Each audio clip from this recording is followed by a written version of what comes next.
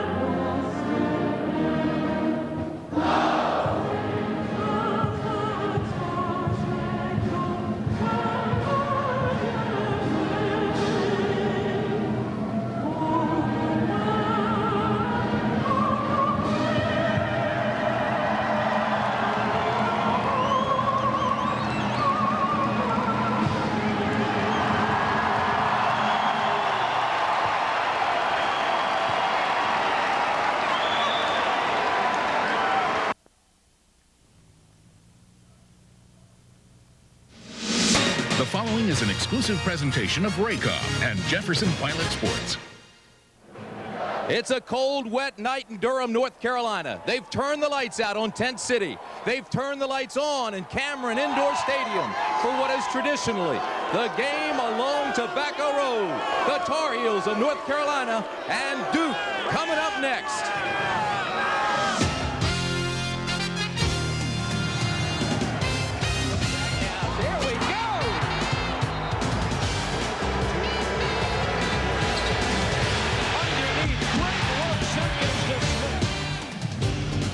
Raycom and Jefferson Pilot Sports present the best in college basketball, the Atlantic Coast Conference. Today's game is brought to you by Continental Airlines, by Nations Bank, by Food Lion, by Ford Contour, by MCI, and by Budweiser.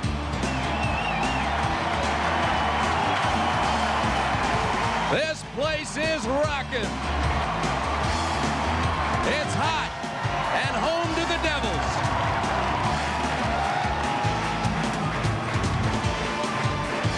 Number 2, North Carolina rolls into Durham with a record of 16-1, and Duke's ready.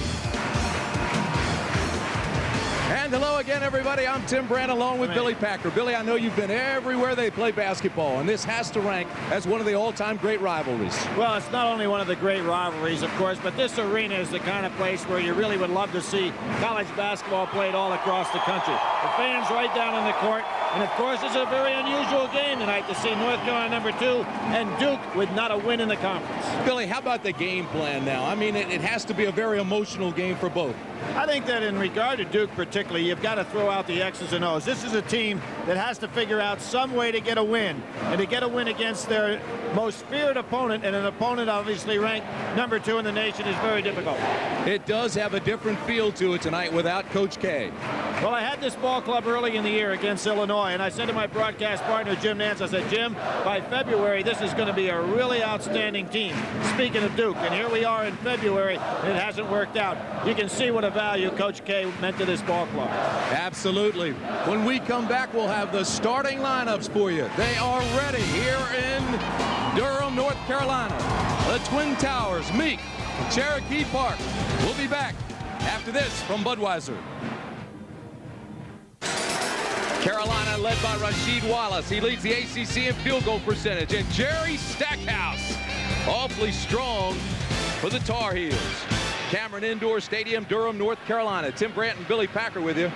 Take a look at the starting lineups first. For the Tar Heels of North Carolina, ranked second in the nation, 16-1, 6-1 in the conference. Stackhouse you just saw, Calabria outside. Wallace, Donald Williams, who won the game with a key shot, and McGinnis. And there's a look at the dean of them all. One of the great coaches in the history of the game. Keeps going on, and I really think this has got to be one of the years he can be most proud of with what he's done with this club. Pete Gaudette, tough spot, took over for Coach K. As you mentioned, when Coach K left, he was 9-3. Tough job for Pete, of course, to take over. They play a very difficult schedule, and with Price getting injured, I think it took a lot out of that ball club. They haven't come around yet. Price, Parks, Meek, Capel, and Trajan Langdon, the starting five for Duke. We'll have the opening tip when we come back.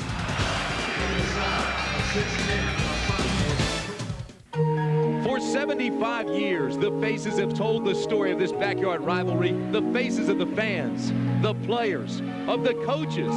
So many different expressions that show triumph and defeat. It's a game played on an imaginary path, Tobacco Road.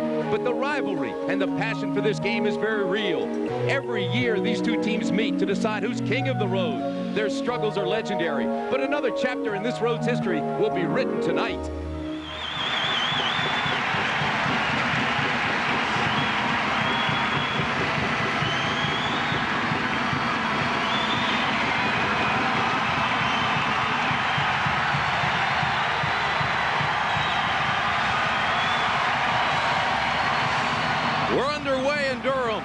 The officials tonight, Frank Scagliotta, Larry Rose, and Duke Edsel. You saw the series. Duke has lost 3 straight to North Carolina. Inside to Williams, and it's 2-0 Tar Heels. Boy, what a basic play to start off with. The freshman Langdon, who has not played against Carolina. We'll see that the next 4 years he's here. A backdoor cut, just like it to be diagrammed. Man-to-man defense by North Carolina. Langdon, left side to Parks for 2. We're tied. Cherokee, of course, has shown throughout the course of this year that he's not afraid to step outside and become very proficient from that area. Interesting matchup. Cherokee Parks man-to-man on Stackhouse. Let's see if Stackhouse puts the ball on the floor and tries to beat him.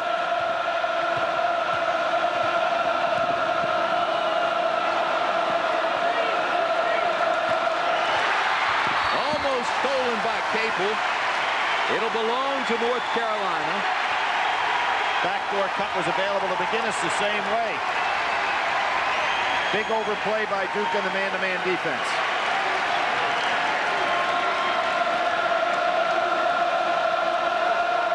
Just underway, we're tied at 2. Well, Stackhouse not looking to take Parks early on. I think that's a mistake.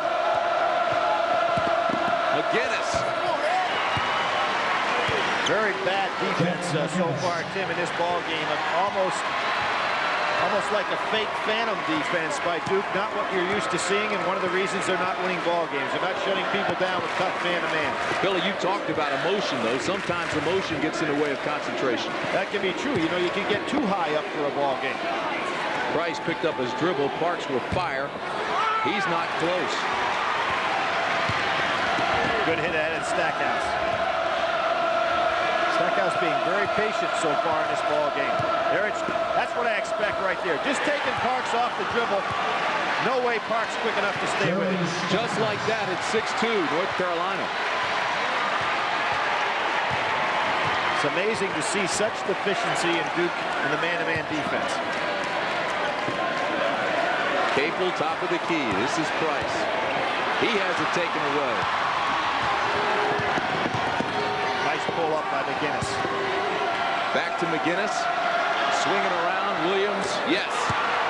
The delay fast break, something North Carolina has been great at for a number of years. 9-2. North Carolina. And Tim, what really made that play is McGinnis pulling up. You know, not getting caught in the traffic down inside the foul lane. A year ago, that had been a mistake on his part. Price gets caught down low. Almost has it stolen. Duke looks very unsure of itself right now. Well, starting 2 freshmen really don't have what you would consider a true point guard on the floor. This foul will be against Jeff McGinnis, his first team foul. But by the time you get into February, by the schedule that Duke has played, you know, freshmen are ready to be sophomores. So people have to step up. Carolina goes to zone out of bounds. Nice pass to Parks, and he couldn't handle it. He had the easy basket. Sure did. Capel laid it up for him, and he just couldn't get there. Carolina shoots over 50% again this year from the field. So far tonight, they've had nothing but easy looks inside. They're going to keep that up. Reverse with a backdoor cut. Capel doing a better job on it. Wallace comes way out. This is Stackhouse. It's the mismatch Billy talked about. Stackhouse got poked in the eye. Turnover Tar Heels. They're first. Jerry Stackhouse goes down on his knees, almost like he was faint for a second there. Looked like Langdon was the one that reached in and poked him in the eye. His eyes still closed. You can see, Tim, he really suffered some pain. Serge Zwicker will come into the game. There you can see, without question, foul on the play, no call made. So Stackhouse goes out to get some medical attention. Zwicker comes in. Which ought to really help Duke from a standpoint of matchups, because it'll be Zwicker, somebody that Parks without any problem can handle.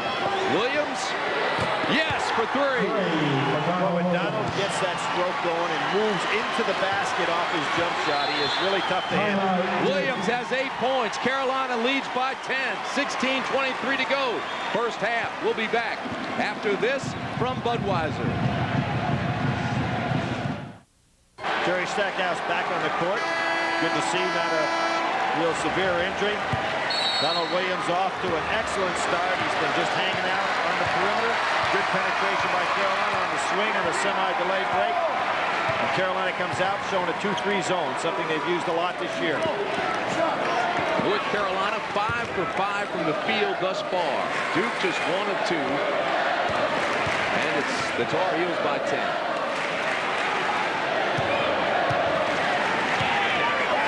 Watch Jerry Stackhouse really flexible on the inside, the back line of that zone. Langdon, he was short with his shot. Boy, with Duke having the advantage with 2 power players in the game, you'd think they'd get some kind of high-low going inside, make Wallace really have to work on defense. Wallace hits Carolina 6 for 6. Absolutely no D right now by Duke. Carolina showed the zone one time, come back to man-to-man. There it is. Inside of Meek. There it is, Tim. A little high-low offense. Using the big people. Somebody's going to be in a mismatch. Either Parks or Wallace has to take either Parks or Meeks. Wallace! Back screen on Meeks. 16-4 North Carolina. Oh, was that pretty. Well, nobody talked to Meek at all on that particular play. And when you get the blind back screen, it's kind of tough. Carolina perfect. Off balance, banks it in. Nicely done. Trajan Langdon. Good power move. Second one of the game so far by Langdon. Although he didn't hit the first one.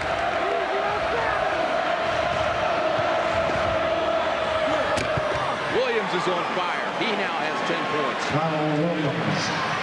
Something like the shot that he made against Wake Forest to put that game in a position for Carolina to win. Here's Meek again inside, gets a foul rebound, and he's pushed. That'll be the first on Wallace. And the second team foul. If Duke is going to get back into this game, they have to force Wallace to guard somebody every time down the court. Try to wear him down or get him into foul trouble. Trade one big man for the other. There was the back screen. Wallace getting the perfect lob.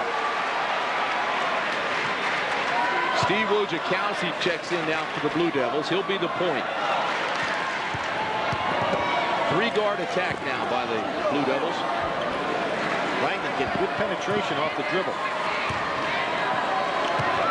Langdon, Capel. Langdon left alone in the corner. Tar Look at Heels Wallace running. play. Wallace!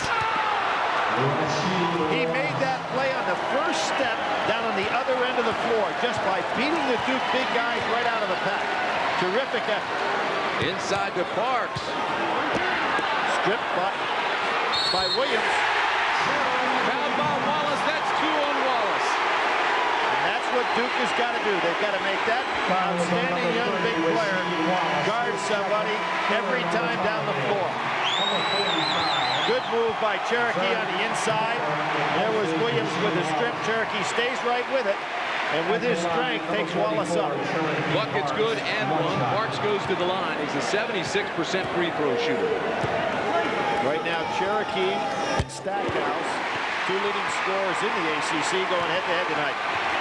Wallace on the bench, exactly where Duke would like to see him. That cuts the lead back to 11. Say what you will about the freshman Wojciechowski, but he's tough. In play somebody. Put a little pressure on that ball. Calabria, nice move. Can't get the bucket to go. This foul will be called on Wojciechowski, so Wojo picks up his first. Foul is on bench number 12, Steve Wojciechowski. Coming up at halftime, stay tuned for the Continental Airlines Fast Takes Contest. It's brought to you by Continental, the official airline of the ACC. Tim Brandt and Billy Packer with you at Cameron Indoor Stadium. 13:25 to go in the first half. Both teams really small on the floor right now. A lot of guards playing in this game. Calabria went out, Landry replaced him. Stackhouse, this is for 3. Jerry Stackhouse for 3. Stackhouse now has 5 points. When you take in consideration this Carolina team and you wonder why they're so good this year, great three-point shooting club. Stackhouse, the worst of the 4 starters, shooting right at 40%. Meeks battling inside. Stackhouse pulls it down. Great outlet. Second good decision by McInnis today. Stackhouse fouled before the shot. This will be on Parks out front. That'll be his first. This is the largest Carolina lead of the game at 23-9. Parks, his first. Second. Well, you can see again, Tim, Stackhouse just much too quick for Parks. Really a mismatch by position.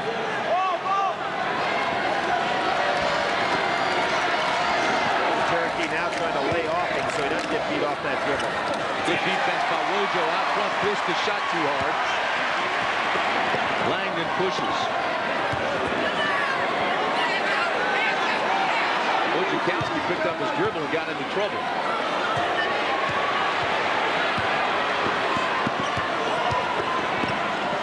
You can tell that Duke, because of the losses, very unsure of themselves. Very little that they're doing today is instinctive. It seems like almost every pass is a thought process.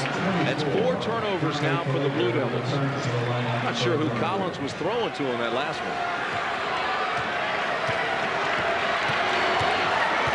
See what Carolina has done off those turnovers we talked about. And Tim, when you think of Duke, again, trying to point out the tough problems they've had this year, they only have 5 more assist and turnovers on the year. Very unusual for their ball club. A lot of it has to do with the inexperience, and I'm sure a lot of it in regard to uncertainty, lack of confidence. This is Collins. He's having a tough year, struggling. Pretty good man-to-man defense by Carolina, cutting off all the passing lanes inside. Parks thought he was free for a second inside to Meek. Pretty good job by Zwicker. His job is to play the minutes while Wallace on the bench. Oh, awesome. Stackhouse! Oh, my! Awesome play. Not many guys in the college level, if any, can do this. Goes underneath, gets fouled twice, and still jams. Stackhouse is 6'6". I think that Duke making a huge mistake with Cherokee Parks trying to guard him, Tim. Parks is 6'11", Meek 6'10". Stackhouse not afraid to take it at anybody. What you can do is you can put Parks on the guy least likely to shoot the ball, Landry, and then put a better matchup man on Stackhouse. Parks has 2 personals. 11:33 to go in the half. It's Carolina big.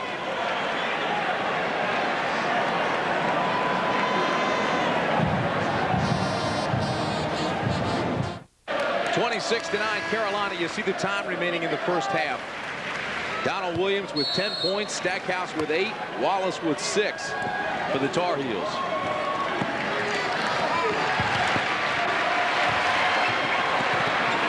Little jump here by North Carolina right out of the timeout situation. Collins now 7 for 44 from beyond the arc this year. Parks with a follow. Nice power move inside. He had 7 points. Real answer for Cherokee Parks down inside where he has the advantage over Stackhouse. Parks knocks it out of bounds. Billy, huge mismatch there with Parks and Stackhouse. You mentioned it early. And Carolina really taking advantage of it. Well, Carolina taking advantage of the mismatch when it's in their favor. And there you see 3 outstanding sophomores. Pretty good numbers. All 5 starters average double figures for the Tar Heels. Almost stolen by Capel.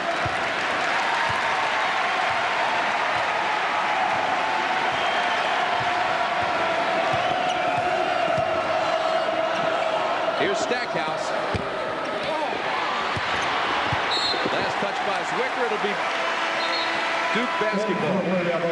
Number 55, Greg Newton, and number Dean 3, Smith, Ricky 34 Price. years as head coach at North Carolina. 819 wins. Number 30, It's kind of interesting. Dean Smith comes back even with this big lead with Wallace, who has 2 fouls that he picked up early. I think the reason for that is Parks goes out of the game. Dean Smith figures that he can have Wallace in the game being active without Parks.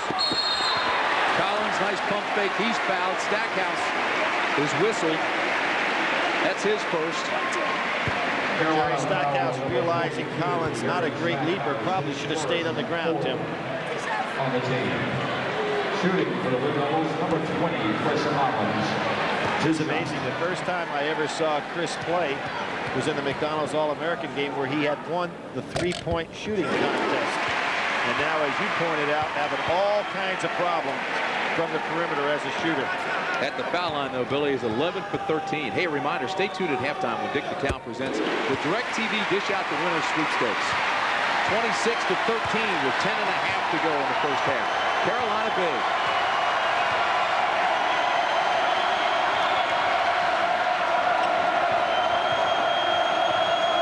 Price back in the ballgame. Calabria takes it down the middle. Turnover. Nice job by Meek. Collins throws it away. When you're down by 13, you can't afford behind-the-back passes on the break. Got to play it solid. He had a 3-on-1. I don't know why he didn't take it to the middle. Exactly, Tim.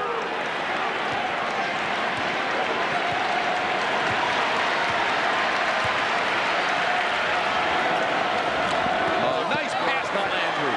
Second time we've seen it today. By Pierce Landry. No help back there. You know, it's just a little fake to the top. A lot of times with a little reverse dribble, Carolina didn't need it that time. It's been a patented move by the Tar Heels for years. There's Ricky Price. That's his first basket.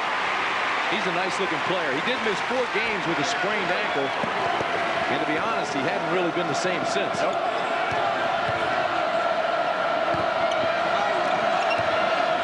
Wallace open. McGinnis doesn't have the angle for it. McGinnis making a lot of good judgments in this game so far. Shot clock hasn't really come into play until here. This is 8 on the shot clock now. McGinnis will go to work.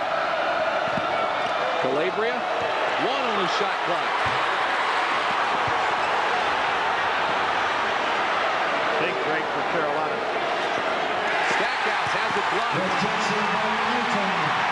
Good job by Newton. Stackhouse next time, I guarantee will put that ball on the floor and go by him with a dribble. Could have been the third. Meek got too far under the hoop. Well, there's a case where Eric Trombley should have thought about drawing the foul and not worried about scoring because he had Wallace in really a dangerous position. And there you see, no pump fake. Good job by Newton. He blocks his man out and then takes off down the other end of the court. Nice play. Capel comes back into the ball game. Collins goes out. Langdon, Parks, Capel, Price, and Newton on the floor for Duke. But Tim, when we talked about that play with Eric, he's never going to be the most gifted guy to avoid the contact. And if he would have gone for contact with Wallace, he'd have had Wallace on that bench with 3 fouls here early, basically in the first half. Eric Meek getting a breather. And having a pretty solid season for a guy that intended initially to redshirt. He had a terrific game against Maryland and Joe Smith last weekend. Held Joe to 6 points.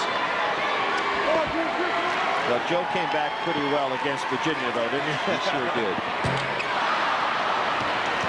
Wallace again off and running. Matter of fact, I think that was the best performance I've seen all year by anybody. Joe Smith. Not only one of the conference's best, but one of the nation's best. Tell you what else, Junior Burrow was awfully strong last night. Here's Calabria. Much better defense by Duke on this set right here. Williams. Newton with another big rebound. Newton, of course, having some academic problems here at Duke University with a potential suspension, playing extremely well in this game. Price with a follow. Cherokee made that by shocking it. Duke's making a run. They seem to have taken it up a level. Playing much harder defense right now. This will be called on Parks. But it's an 8-2 run right now by the Blue Devils. Stackhouse will be in here shortly. 7:47 to go in the half. We'll be back after this message from Park-West Auto Parts. ACC basketball is brought to you in part by Toyota and by Band for Men. You're going to see a young man playing only 11 minutes a game on the season, but showing he wants more time tonight. Look at how hard Newton works on Wallace. Fights his way through the screen, beats him to the spot, fights him off when he tries to get position, helps out on defense, and then goes up strong for a rebound. Terrific all-around playing by Newton on defense. A couple of big bodies, too. Newton 6'11", 220 pounds. Wallace 6'10", 225. 28-11, North Carolina. The backdoor this time broken up by Capel, and last touch by Wallace. Capel might have hurt his leg on that particular play. He stayed at home when he recognized the back screen. That's why he was there to deflect that pass. Capel looked over to the bench and asked for a sub. He's running a little better now. Looks like he ran the injury off. He'll hit the jumper and then say, "Coach, I'll stay in." Here's Newton. Faded away on the shot a little bit. Aggressively look for it, though. Carolina certainly cooling off after that torrid start. And Duke has taken it up a level on an 8-2 run. Wallace ends that, and he's fouled. Excellent on Newton. Excellent positioning by Wallace, and a great feed by McGinnis. Wallace got what he had right there is he realized how aggressive Newton had been the last time, beating him to the spot coming over the top. So he set out a little higher, and that made Newton go out 2 steps further, gave him a perfect position to throw the lob over the top.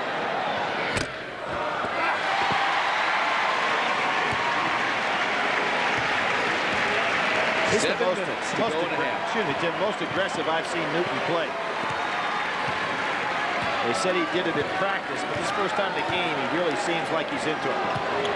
Langdon left alone, goes inside. Nice pass. Oh, how about that? Newton put it away. There's the high-low situation with Duke taking advantage of superior size inside for that matchup for Stackhouse and Parks. Let's see how long it takes Stackhouse to take advantage of his superiority and quickness against Parks.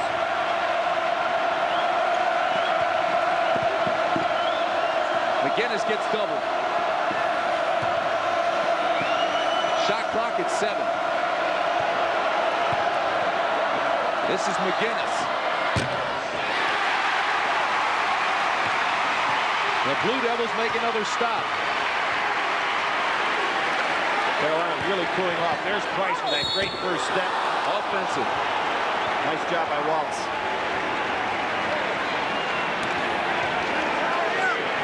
Right guard Pure Power is proud to present the ACC Player of the Week. Look for this feature prior to the second half tip-off. You know, Tim, a guy like Price that has that unbelievable first step that he can move, a nice hand for Newton going out. And he's got to learn that when he beats his guy and sees there's going to be traffic inside, pull up, take that little short jump. He can really be a prolific scorer here at Duke University. Newton replaced by Meek.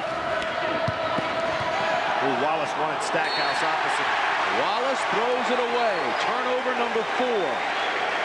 Tar Heels starting to stumble a little bit. Don't forget, ACC action continues this weekend. Maryland against Georgia Tech Saturday. Duke, Clemson, Florida, and Virginia. Virginia with a tough loss to the Terps this past night, and NC State against the Tar Heels, North Carolina. All coming your way Saturday right here on the ACC Basketball Network. And there's Carolina going into the 2-3 zone. Capel. His shot short. Wallace can't handle it. Last touch by Capel. Wallace had gotten the handle of that ball. Calabria was out and long gone because Capel, normally set up with the backcourt man, was on the inside. Maryland with its win over Virginia last night has a half-game lead over the Tar Heels in the ACC. Carolina at 6-1 in the conference. Really good spacing by Carolina on their offensive sets. No bucket, offensive. Stackhouse with a charge on Meek, and that's 2 on Stackhouse.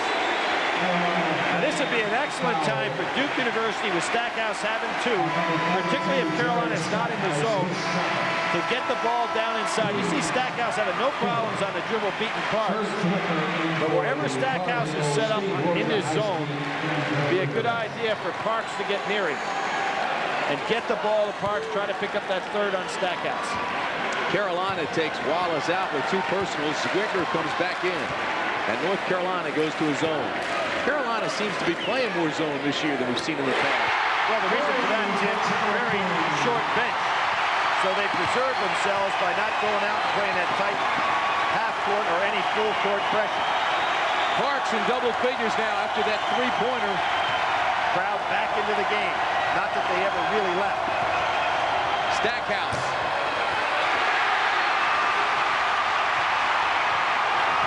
Ojakowski, Price. Big shot here.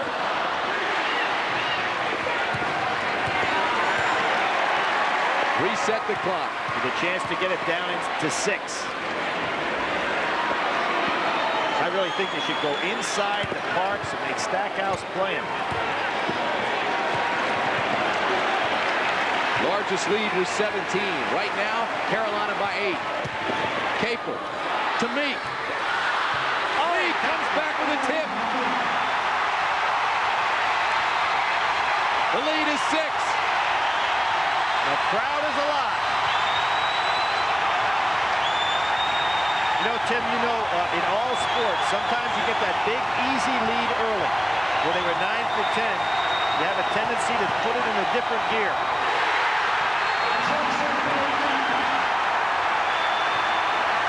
Billy Duke is playing with so much emotion now, emotion they didn't seem to have early on, or at least they were tight.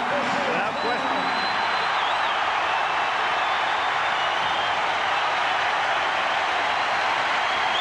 We'll be back after this from Budweiser.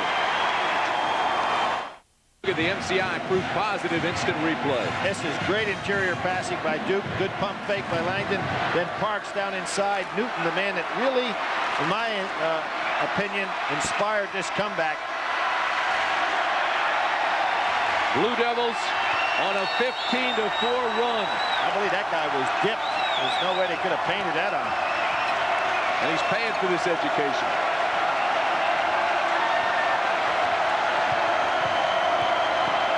Oh, tough shot. Ojakowski comes down with it. You want a better shot than that coming out of a timeout. Parks for 3. And this will be called on Capel. I guess you'd say that you'd like Duke to be a little bit more patient in the shot that Parks took, but they're on such a run, they feel it right now. Just let them go. Yeah, I think that's a pretty good shot. He's wide open. Cherokee has proven to be an excellent shooter from that range. You're not going to get much better shot than that. Duke over the limit. Stackhouse will go to the line shooting 1-1. Landry checks back in. Calabria will go out. The announcers for this game selected and compensated by Raycom and Jefferson Pilot Sports. Any use of this broadcast without their express permission is prohibited.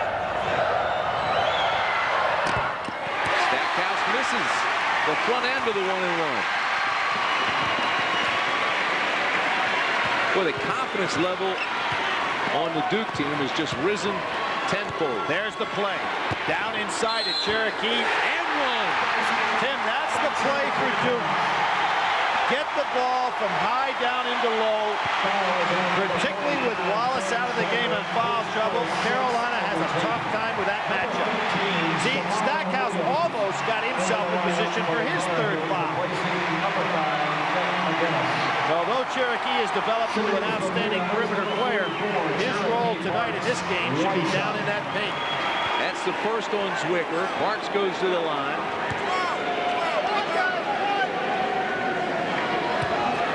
Two 29-point games this year. He's at 66 of his 87 free throws. 13 points now. He's having an All-American caliber season. He had a career high 29 last week against Notre Dame. Right. Duke goes zone for the first time today. 1-2-2 with Parks and Meek in the back. Probably because of the fact that they've already put Carolina in the bonus. Carolina's lead was up to 17. Now it's down to 3. Now remember the great outside shooting team that Carolina has. Zwicker put it on the floor, almost had it taken away. Last touch by Duke. Down to 5 seconds. Carolina, you look out on the floor, who's going to take this shot? Now, if I was Duke, I'd really have my eye on Donald Williams. You had 5 seconds. You know they're going to want to get the ball to him. Here he comes. Landry. Shammond Williams. Donald Williams was open, Tim, and never touched the ball in that sequence. This place is rocking.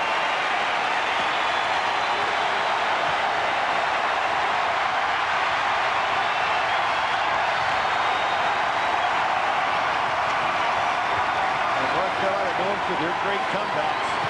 Duke on one right here of their own.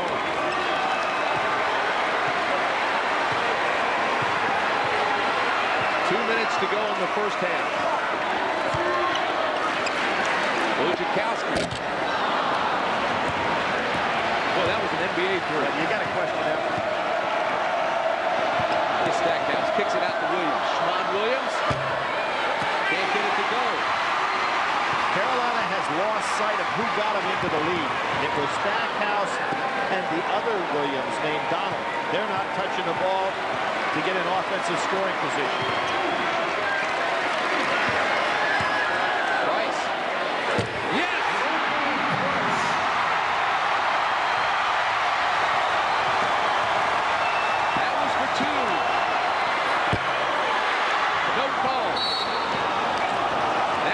This one's on Price.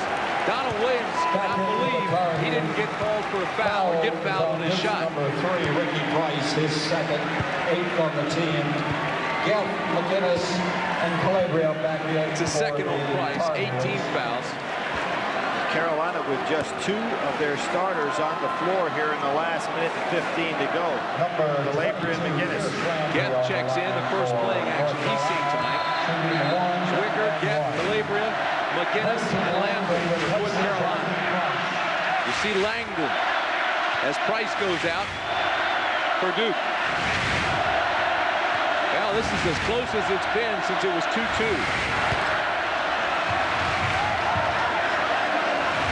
It's amazing what Carolina has been able to do this year with this ball club, considering what they come off the bench with. Well, here's a former walk-on. He stepped in when Calabria was out. He's gotten a lot of quality minutes, and he plays big now. Makes both his free throws. That's why if this team's going to make a real run in the NCAA tournament, they've got to stay healthy. And obviously that starting five has to continue with this great pace of theirs. Zwicker giving them some quality minutes. Capel's attempted three was in and out. Had he made that and tied the score, the roof would have come off of Cameron. Duke showed a little zone, now back to their man-to-man. 45 seconds to go in the half. Nice move by Landry. Got fouled. No call. McGinnis gets it back. 35 on the clock, 32 on the shot clock. They'd be wise to hold it for one without any of their major scorers out there. There's a 2-second differential. That's the game clock you're watching. Wallace on the bench, Williams on the bench, Stackhouse on the bench. If you're Carolina, you don't want Duke to even touch it the rest of the way, even if you got to hold it the whole way.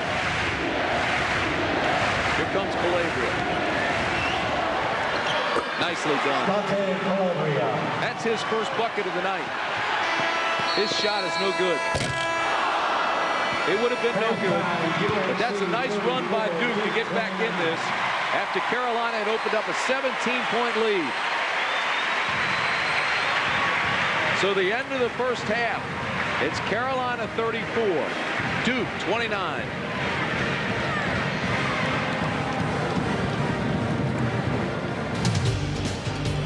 Today's ACC action is brought to you by Food Lion, by Ford Contour, by Central Fidelity Bank, by BP Oil, and by Right Guard. We are Tar Heels born and Tar Heels bred. What I've asked you to read for today is The Republic. Everything's here for the student. It's a tremendous place. We have got to begin to give our young people back a sense of hope. Chapel Hill has always been filled with a progressive spirit. Leading the way, the University of North Carolina at Chapel Hill. The Atlantic Coast Conference has a proud tradition of excellence both on the field and in its communities. Service projects such as ACC Outreach have involved thousands of school children throughout the ACC region, stressing the value of education. The ACC would like to take this opportunity to salute our official corporate partners, Exxon, Continental Airlines, and Discus Athletic. These outstanding companies help keep the ACC active in the lives of America's youth. Duke made a strong run to close this thing to 5 at halftime. We're at Cameron Indoor Stadium. Tar Heels out to that 17-point lead, but it's a 5-point game now. A lot of other games going on around the country. Take a look and we can show you the final. Michigan State has beaten Penn State 82-62. In the second half, it's 72-61 with Arizona on top of Washington State. And Tulane over UNC Charlotte. UNC Charlotte having played a nice game the other night against Florida State. West Virginia 82-71 over Rutgers. That now is a final. And what a ball game between Louisville and South Florida. 1-point game there. And Virginia Tech, nice ball club, beating Southern Miss tonight. Well, the last 12 shots tell the story of this game right here between the Tar Heels and Duke. UNC made only 2 of its last 12 shots, and Duke 6 of 12 in that comeback after they were 17 points down. Now it's time for the championship challenge. Call toll-free 1-800-514-HOOPS and vote for the team you think will capture the ACC regular season title. The contest winner will be selected from all correct entries based on a random drawing and will receive a VIP trip for 2 to the 1995 DirecTV Grade 8 tournament. That's at the Palace in Auburn Hills. Voting ends February 11th. The winner will be announced during our ACC tournament coverage in March. This is how they look right now. Maryland with a half-game lead over North Carolina with a big win last night over Virginia. North Carolina trying to go to 7-1 here at Duke tonight. Wake Forest 5-3. Georgia Tech right behind them along with Virginia. Duke down the bottom 0-7, which is incredible at this time of the year. Atlantic Coast Conference basketball on the Raycom and Jefferson Pilot Sports Network will continue after these messages from your local ACC station.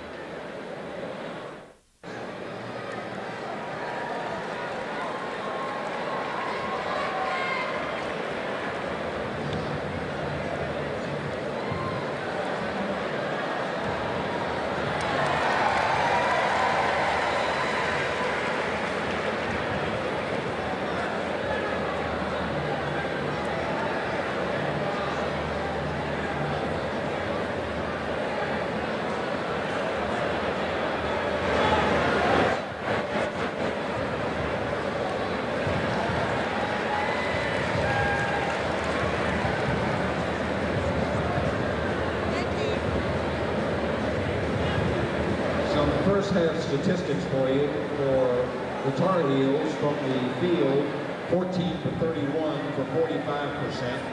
Duke was 12 for 30 for 40%. Reboundings, the Tar Heels had 18, led by Jerry Stackhouse with 4. The Blue Devils had 19, led by Eric Meek with 7.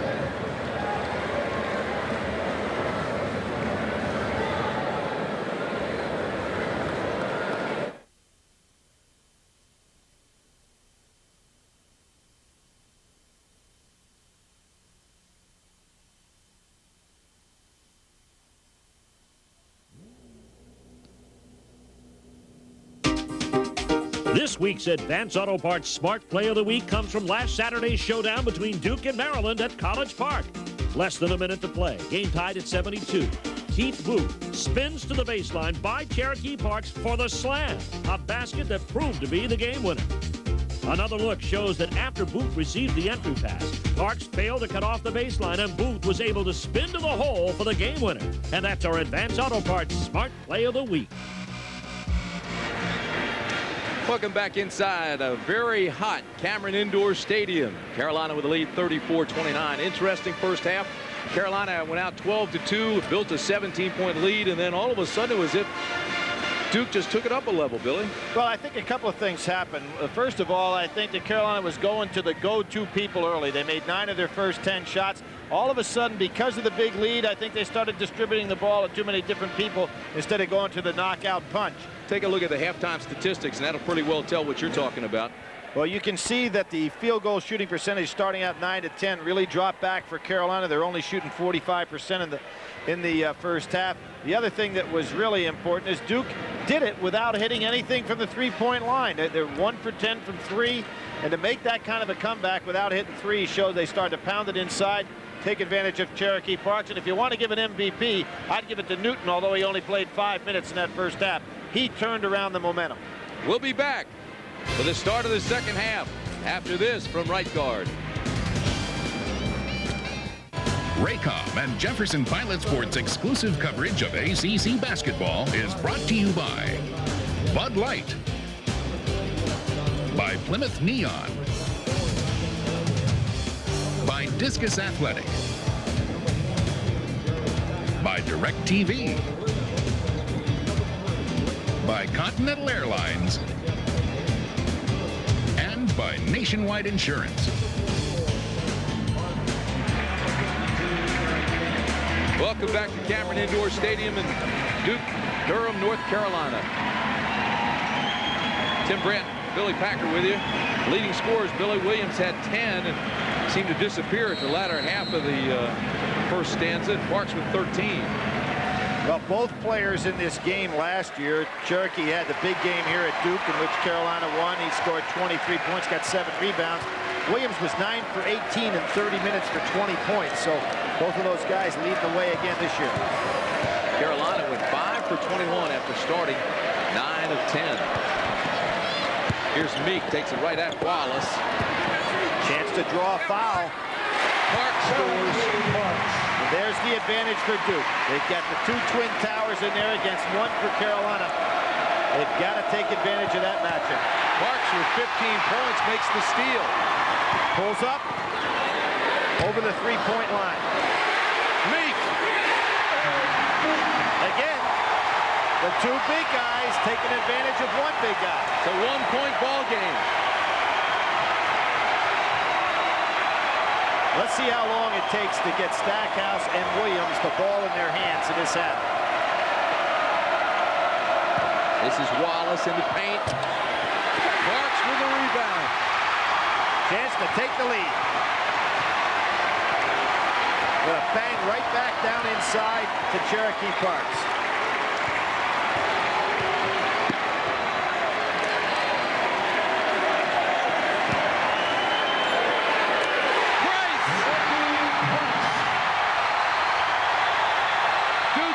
Lead of the ball game.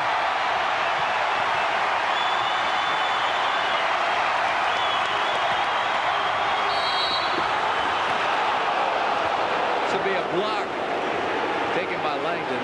Tim, I really think that Carolina, and although this is not Dean Smith's style, can clear out for Stackhouse every time down the floor and put so much pressure on Duke to have to try to stop him because Cherokee Park's just waving at him. I mean, he's not even close to stopping him on the dribble.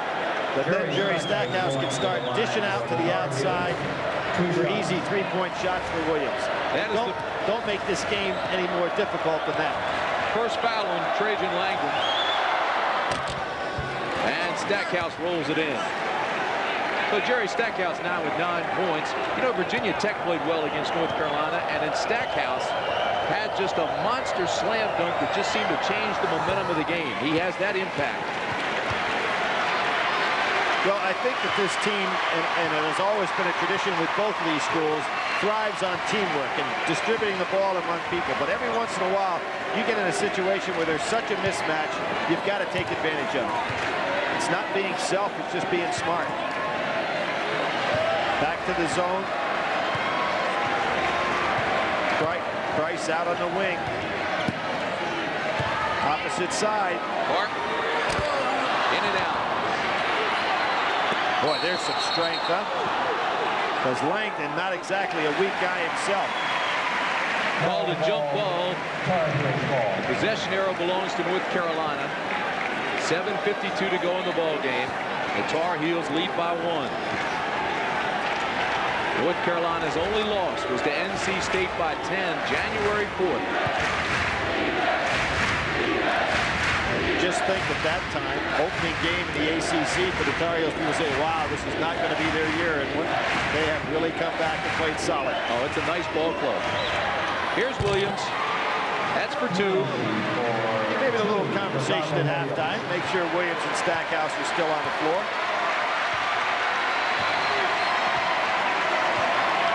With this zone, unless they pound it inside down in the middle, it's going to allow Wallace to play without getting any further foul trouble. Langdon takes it, banks it in, and 1. Excellent strength. We saw that before by Langdon. Maybe just a freshman, but he's got the body of a senior. Excellent move here on his part. He now has 4 points. The freshman from Anchorage, Alaska, had a career high 20 against Maryland last weekend. Converts to 3 points, and it's tied at 38. First tie since it was 2-2. Langdon shows you that stroke, 83% free throw shooter. Oh, that's a key call. Called it on Eric Meek, I believe. But Parks has 2 at halftime in foul trouble. And Newton may be the guy to come in here for Meek early. He's just pushing. It shows you how strong Wallace is. Some serious bumping and grinding with the big guys. That's the first on Meek. Here's Williams again. Bottle getting a good-looking stroke again, though, with his shot. Shoots much better when he glides on in towards the basket.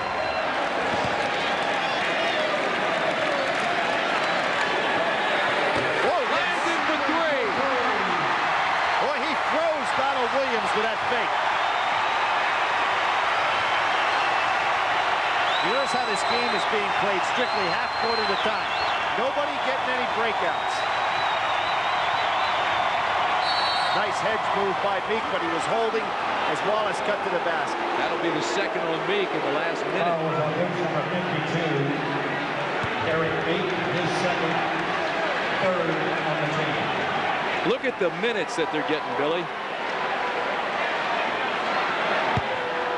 That's more freshman playing time since Billis, Allery, Henderson, Johnny Dawkins, that group. Nice little jump hook by Wallace. Nice catch. Beautiful half hook. He's got that shot down. Great extension. Hits it high. Finger control.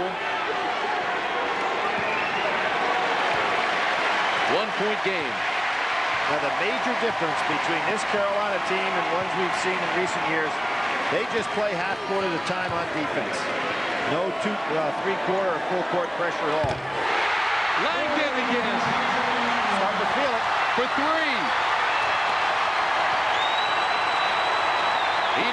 has 11 points. Duke was 1 for 10 from threes in the first half and still came back. Nice pass to Wallace. And the finish.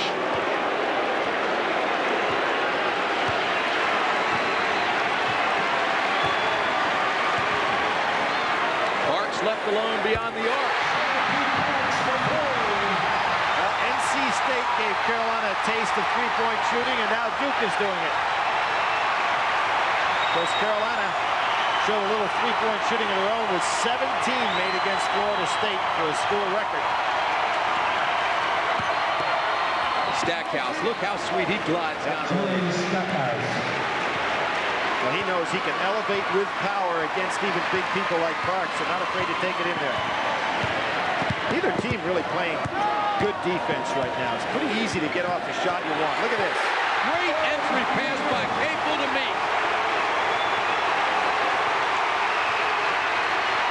I think Carolina is shocked in the fact that it looked like they had a walkthrough here the first 5 or 6 minutes of the game.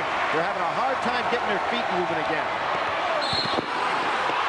Here he goes, right by Parks. Meeks couldn't get there in time. Meek couldn't get there. First Parks went down, and Meek went down. And Stackhouse never even broke stride. He's standing at the top of the key looking at both of them. Both those guys checking their dentures.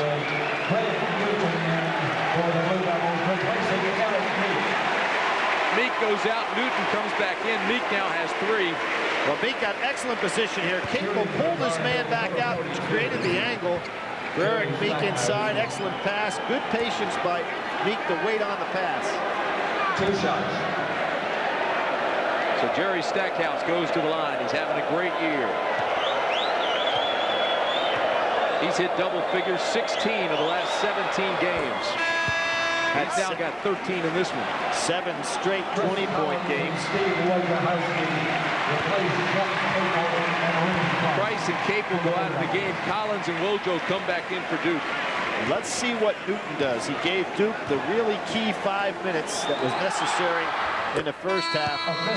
Got him started. 14:39 to go. We'll return after this message from Continental, the official airline of the ACC. Look at Duke in the second half from beyond the arc. Well, that's what impressed me so much about their comeback in the first half, Tim, is normally you make a comeback from that far down. You do it by getting hot from the outside, but they were 1 for 10 and still battled back to be in a position to take the lead at the end of the half. Carolina led by as many as 17. Duke's largest lead was 5, and right now it's 3. On the floor right now for the Blue Devils, Parks, Newton, Collins, Wojo, and Langdon. Collins left alone. It's in the water there now. They're 4 for 4 from 3.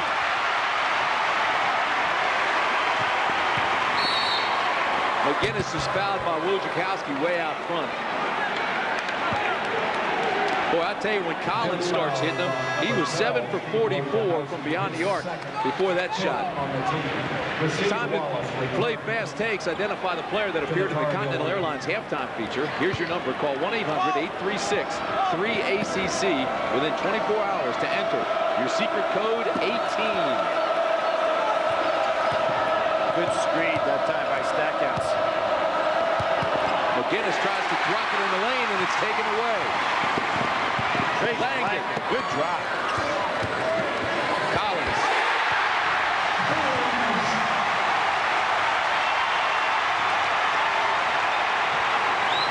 2 baskets. First half, remember, Collins went in there, had 2 bad plays.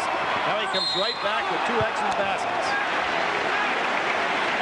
This foul is on Langdon, and Wallace is upset with his own teammates. He's upset about the defense at the other end.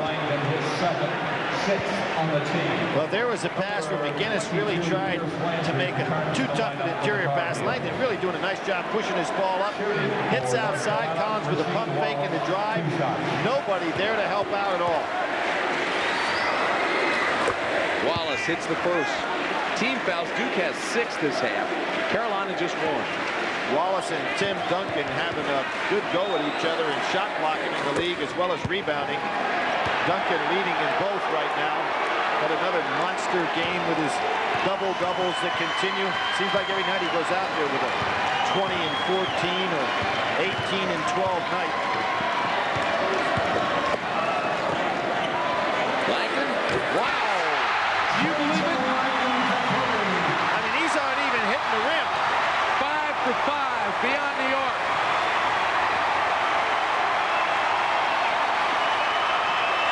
Duke's biggest lead. Wallace fouled by Newton. Newton was right there with him, though, on that shot. That's 3 on Newton. Foul was on Greg Newton, number 55, his third. But if you're Duke, you can afford to. Well, no, they don't. They're going to come back with. Meek comes in, Parks out. As solid as both of those guys have been playing, you can let Newton just aggressively play himself right through it. Newton has 3, Meek has 3, and Parks gets a breather. Now, Rasheed Wallace is only a 61% free throw shooter, but at the line tonight, nothing but net, 2 for 2. He's stroking. Number 3, Ricky Price returns. Also has 15 points. You know, Tim, when you think of these two programs, and you started off tonight talking about the great programs that they are, in the 14 years since Mike Krzyzewski's been here, only in 1990 did these two teams play when one of them wasn't in the top 10. And out of those 14 years, Carolina's been in the top 10 12 times, Duke 7. When you start talking about quality basketball programs, that about says it all. Duke really picking up now. You can see the feet are much quicker. Look at Price. That's awesome. 59-50. Carolina kind of shell-shocked right now.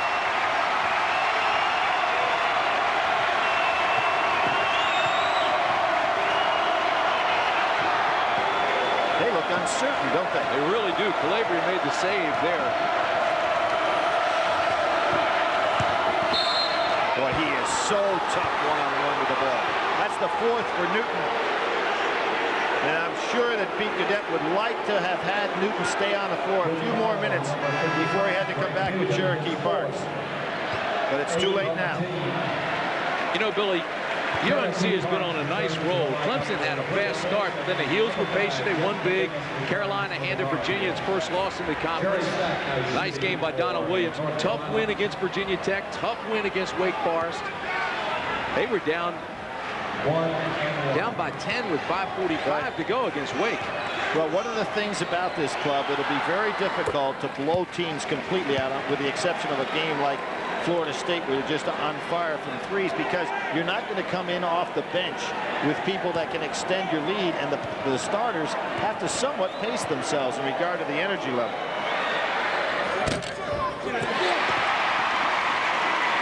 12:30 to go in the ball game. And right now, Duke gets a good play off the bench from every guy that comes out there. Here's Collins again.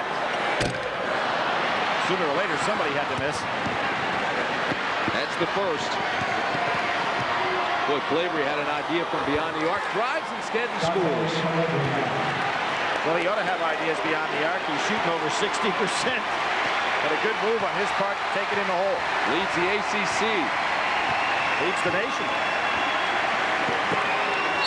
Dangerous pass by Rojo. Number 5, Jeff Cable into the lineup for the Wizards. 11:58 to go in the ball game. And we'll be back after this message from Bud Light. Make sure to follow the progress of the Duke women's basketball is brought to you in part by Lincoln Mercury. 11:58 to go. 59-53 Duke. Tim Brandt and Billy Packer with you at Cameron Indoor Stadium. Carolina trying to put a little bit more pressure on now with their man-to-man. Good hands by Price. Don't want to turn it over here. Blue Devils still looking for the first conference win of the year. The foul away from the ball. That's a big break for Duke. Kind of out of sequence there. The shot clock going down on him. Landry on the hole. That's the first on Landry. Look at the field goals in the second half. It really is some shooting displayed. On behalf of both teams, for that matter. Capel. Easy. His first bucket. A lot of easy looks here.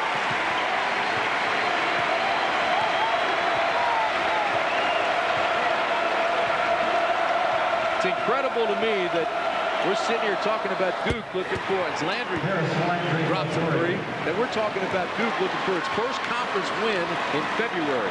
Well, I can't think of a situation quite like this. I have to go all the way back to the first year I ever remember Duke Carolina. That's when I was in college. The semifinals, the ACC tournament.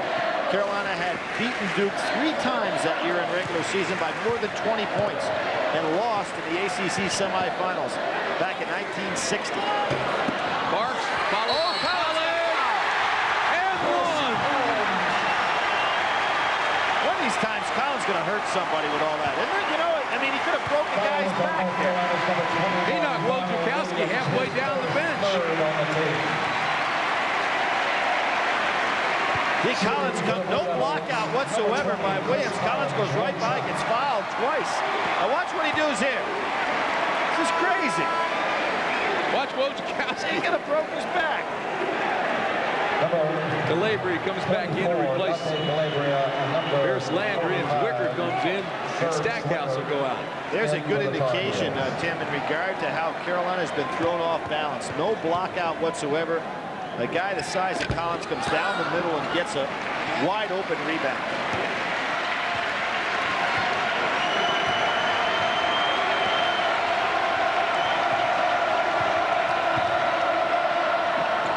Zwicker can't handle it.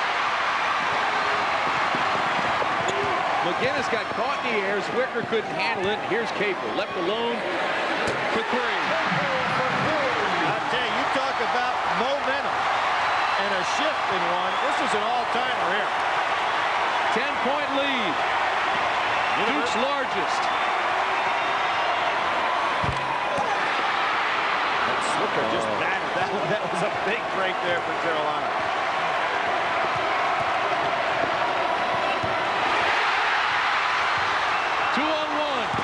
Carolina, if they score. Carolina completely out of sync. Great job by Duke in the comeback.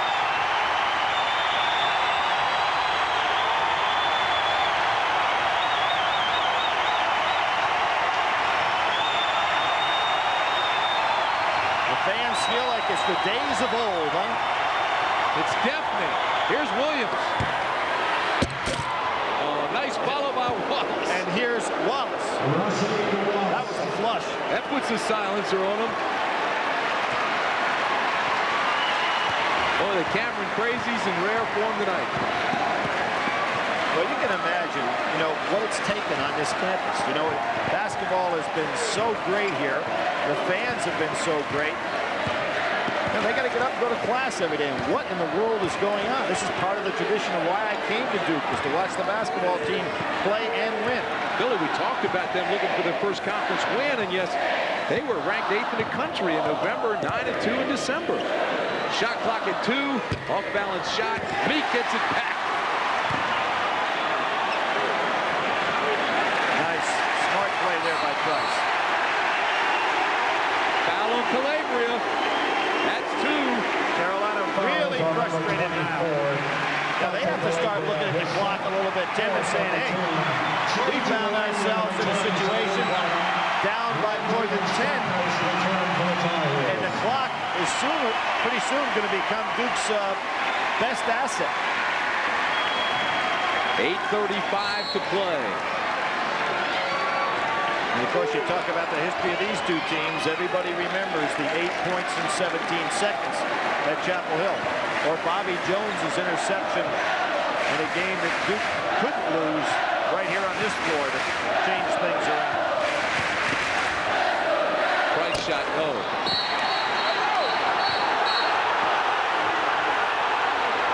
But Parks thinks that the foul was called on Stackhouse.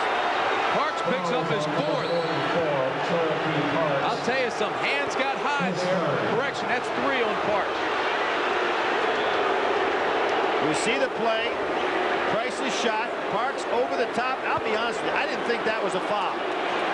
You know, he had 2 hands on the ball, did not push off to get there. Bad call.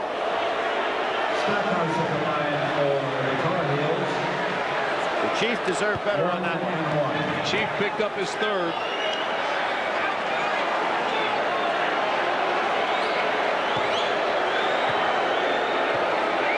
Jerry Stackhouse. And as we say, Carolina basically a half-court defensive team now. You start talking about making comebacks. Normally you make comebacks starting off with your defense. Particularly against a hot shooting team like this, you got to slow them down somewhere. Look at Wallace and Meek actually went out of bounds, blocking each other out. This game's gotten physical, folks. And Wallace picks up a personal. There's that great first step by Price again. That'll be 3 on Wallace. We talked about Stackhouse having an advantage when he put the ball on the floor against Parks early on. Price has that same thing as he gains confidence on Wallace. That's 5 team fouls on the Tar Heels now.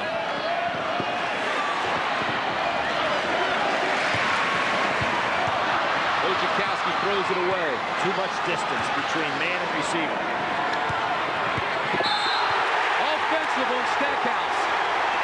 He made such a great move that Wojo was frozen. Stackhouse, yeah, exactly, you know.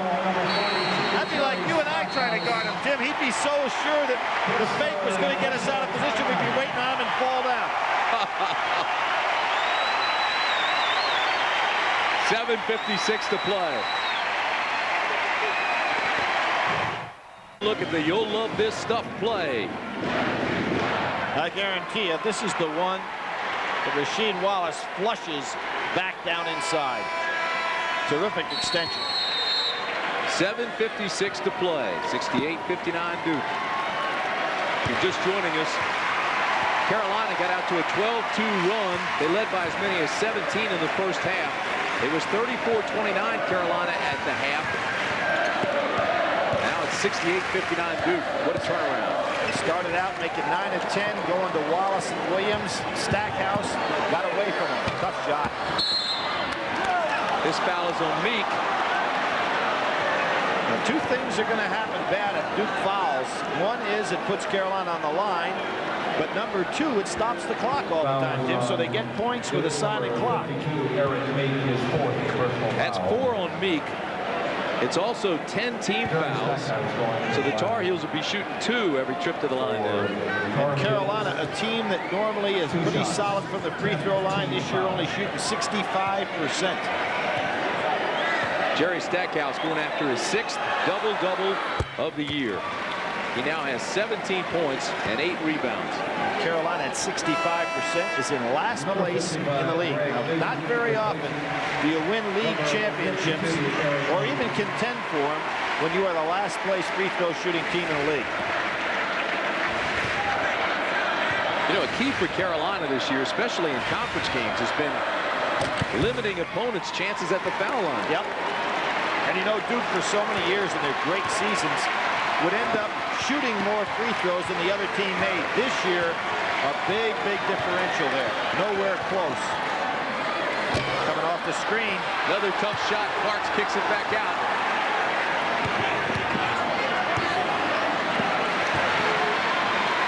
How about Langdon? He was hot. Williams staying right on him now, not wanting to give him any more shots. There's a double team out here. Somebody's open. Newton left alone.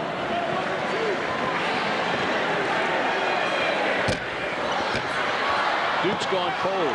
Stackhouse with the rebound. It's a 3-on-2. Calabria will pull up and shoot the 3. That's a big miss. You got the nation's #1 3-point shooter. Chance to come back against the wide open shot. And misses. And again, that clock is going to start to become very important in this game.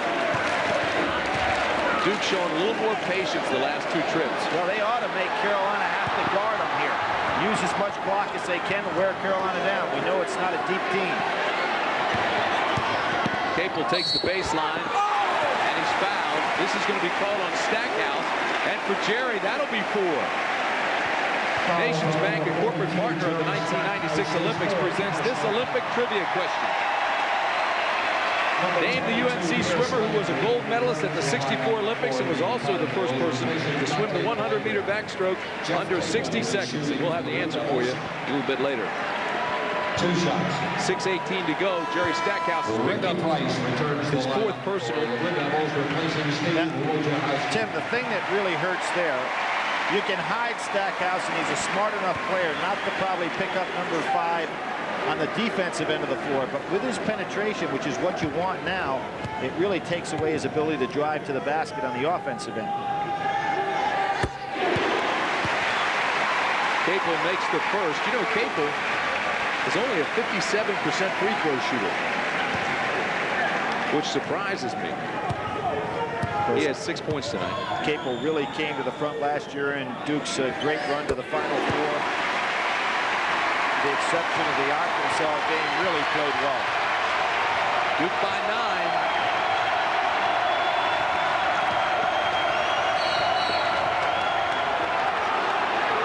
Langdon on a hold. His man was going away from the basket.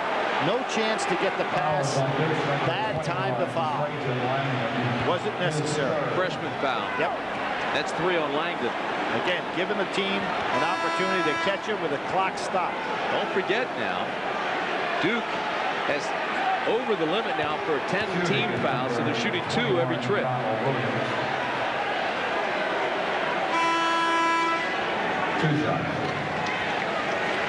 Newton comes out, Meek comes back in for the Blue Devils.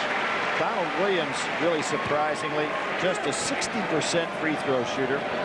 Only been to the line 65 times this year, which is almost half of what a Jerry Stackhouse line. This guy's got too good a stroke to be a 60% free throw shooter.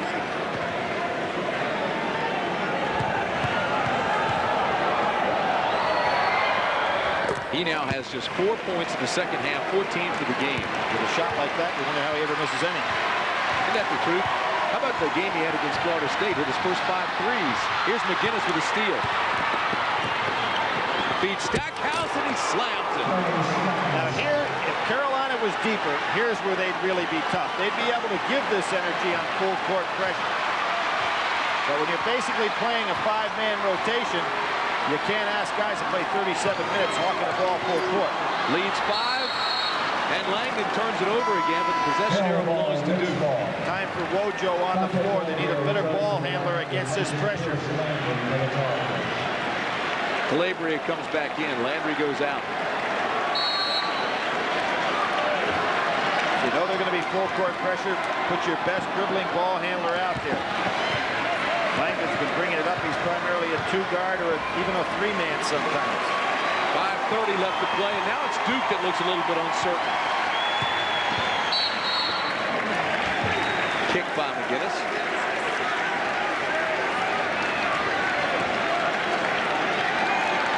Tough, gritty guy. Well, he's anchored next to the guy they'd love to be able to suit up with this situation, Truth, to Tommy Amaker.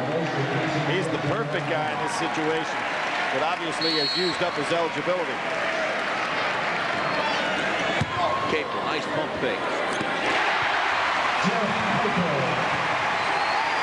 Duke by 7. Well, because they hit those outside shots, Carolina had to go to stop it.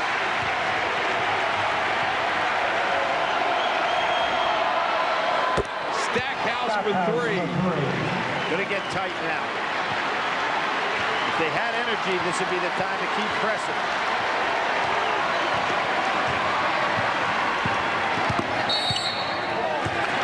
Call this on McGinnis. Hand check. Foul is on number 5 for the Tar Heels, Jeff McGinnis. His second. Well, the Nation's Bank trivia question. Let's name that UNC swimmer that had all that great success. Jeff Capel going to the line. Harold T. Thompson, man. 1 and 1. Billy, you were all over that. No, I didn't have the answer to that one. And a lot of others. Every time I know the answer, they change the question, Tim.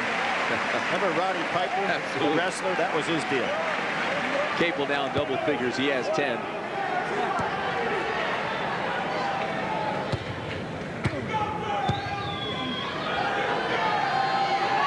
Fans get really silent, huh? They'd do anything for this win right here. Stackhouse goes by. You knew it was coming. Great first step. Nice pass to Wallace. What a smart play by Jerry Stackhouse to pull up and not pick up that 5th foul on the charge. Great play. Drive, draw, and dish. Looking for the trap.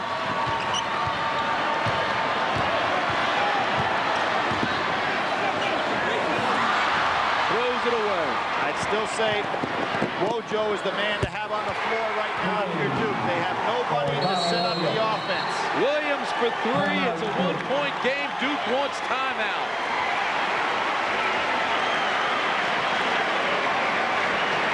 We'll be back after this message from Bud Light. Proof positive instant replay, Billy. Well, there's that pump fake.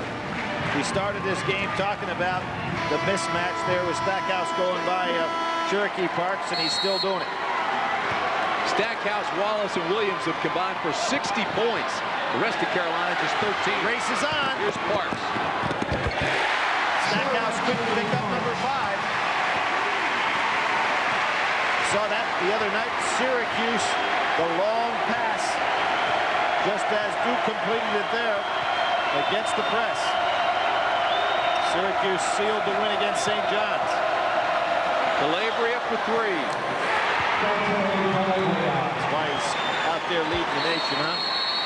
We're tied at 76. That's the 3rd tie of the ball game. And Carolina wants a timeout. Have a chance to be a ball person in a future Duke basketball game. All youngsters between the ages 3:46 to go in the ball game. The Blue Devils have not lost 4 straight to North Carolina since the early 1980s. They're trying to avoid that here. We'll return after these messages from the Atlantic Coast Conference. 1974 Duke, North Carolina, one of the all-time great comebacks in Tar Heel history. Down 8 with 17 seconds to go. Bobby Jones, John Kuster helped Carolina cut the lead to 2. The voice of the Tar Heels, Woody Durham. 2-1, Walter takes the shot.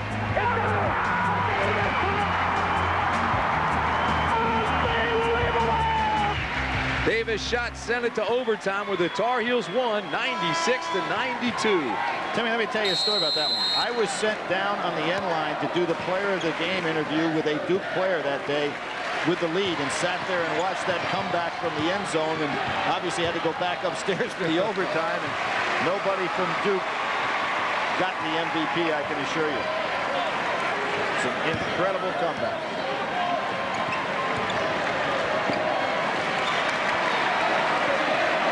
.325 to play in this one. We're tied at 76. Carolina being very patient defensively here. Shot clock at 5. Meek fouled by Wallace. Beautiful positioning by Eric Meek to pass on the money. Rasheed Wallace got caught. I think he was really expecting something from the outside. Meek pinned him from behind and used his strength to go up. That is 4 on Wallace. And Ricky Price for the Blue Devils. Perfect pass. Meek at the line for the Blue Devils. 1 shot. It's the only place that ball could have been thrown and completed. Meek now in double figures with 10. He makes it a 3-point ball game.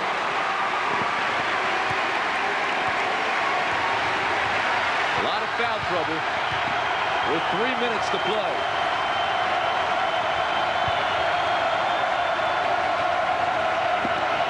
Wojciechowski now in the ball game. Oh, beautiful double pump. Rasheed Wallace. Boy, he's almost fallen on his back. Wallace now has 22 points. Now Duke with a primary ball handler in the game. Capel. Fade away. Langdon gets it back. Showed some strength again. You know, we had these two grappling for a ball earlier tonight.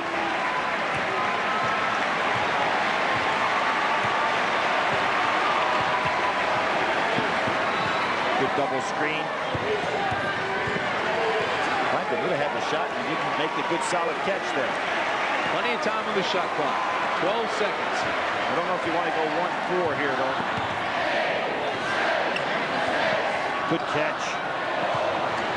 Capel left alone. Oh, what a rebound. That was Stackhouse taking it away from Cherokee Parks. Every possession is huge now. Duke by 1, under 2 minutes to play. Call this on Meek. But let's think about going to the foul line. Is Wallace not a good free throw shooter? Really, those two have been banging so hard all night. Not the first time they've been to the floor.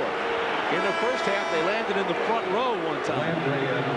You see, Wallace, who is right now on record to be the best field goal shooting career guy in Carolina history, is shooting 65 from the field and 61 from the foul line.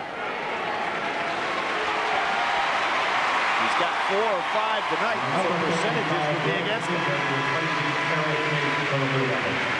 So Meeks leaves with 5 personals. Newton will come into the game. Meeks had 11 points, 10 rebounds. Solid game. Very solid. Last year, in 26 minutes in this same contest, Eric Meek had 12 points and 8 rebounds, so he backed it up with another solid performance tonight.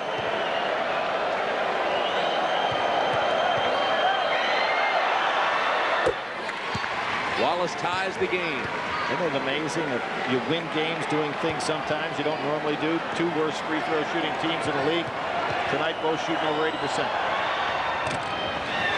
This is the second one. And Calabria slapped it off. Now, did it hit Stackhouse? I think it hit Stackhouse.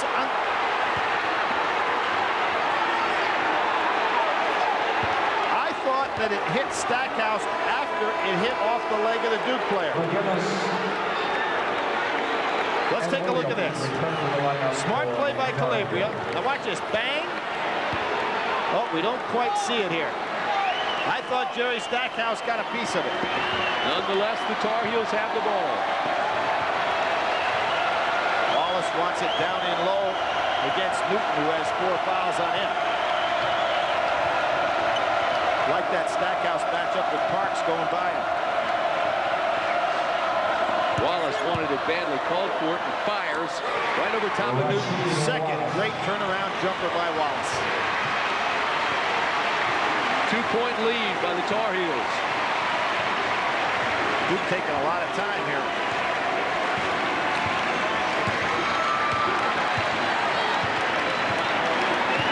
Blue Devils not playing with the same confidence they had earlier. Well, they've got Stackhouse on Parks down inside. Park blocked by Wallace.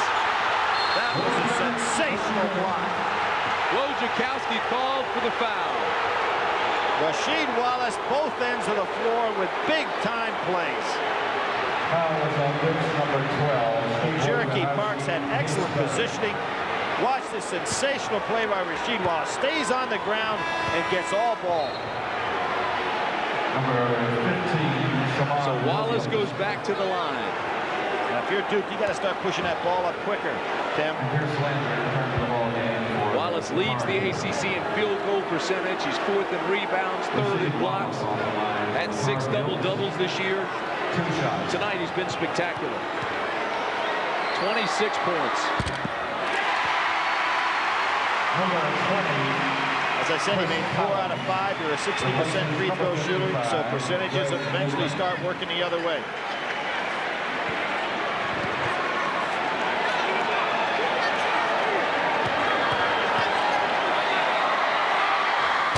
Missed them both. Stackhouse gets it back. 50 seconds left. And Shammond Williams calls timeout. Timeout, North Carolina.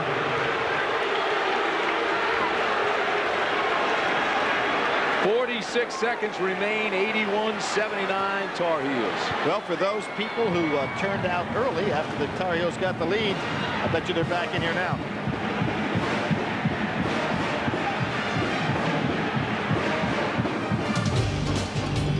ACC action has been brought to you by Nations Bank, by MCI, by Pizza Hut, and by Nationwide Insurance. North Carolina has one timeout left. Duke has one timeout. 46 seconds remain. It's 81-79 Tar Heels. Well, neither team in an overtime this year, and I'd have to say if you go overtime and you're playing at home, it's, you know, I really would think it would favor Duke University. Stackhouse has got 4 fouls on him. Duke in a little better shape foul-wise. A little deeper team, fresher legs, but they got to get to that point. Possession error also belongs to the Tar Heels. I think when you're at home in that situation, be thinking to play for the tie. 46 seconds on the game clock, 27 seconds on the shot clock. McGinnis, Williams, Stackhouse, Wallace, and Calabria on the floor for North Carolina. Donald Williams back in the game. He's the guy you kind of feel will have the ball in his hands. Like to have him on the foul line if you're Carolina. Tar Heels spread the floor. Shot clock at 10. Stackhouse goes. Blocked by Parks. Calabria gets it back. No call under the basket. There's got to be a call. Late whistle. That was a really late whistle. Oh, the official underneath the basket called nothing. Fortunately, the play was called from the outside. Stackhouse, some drive. We saw the great block by Wallace. There's an even better one by Cherokee Parks. Now, how did this become a foul on Stackhouse? It's not. It's on Wallace, and that's 5. But Stackhouse got fouled down inside. No call. Wallace was called for that foul. He has 5 and now leaves the game. How about that? That was something, Tim. I definitely felt that Stackhouse was fouled under the basket. No call by the official right in front of the play. Number 45, Serge. So Parks will go to the line, and he's shooting 2. At the line, 77% free throw shooter. Cherokee's had an outstanding game. He's 2 for 2 at the line tonight. Because of the 10-team fouls, he'll be shooting 2. 19 seconds left, and Duke trails by 2. Boy, that was a sensational block. First by Wallace, and then, of course, by Cherokee Parks, because Stackhouse was throwing that one down. Perfect rotation. 81-80. North Carolina. And Wallace can only look on.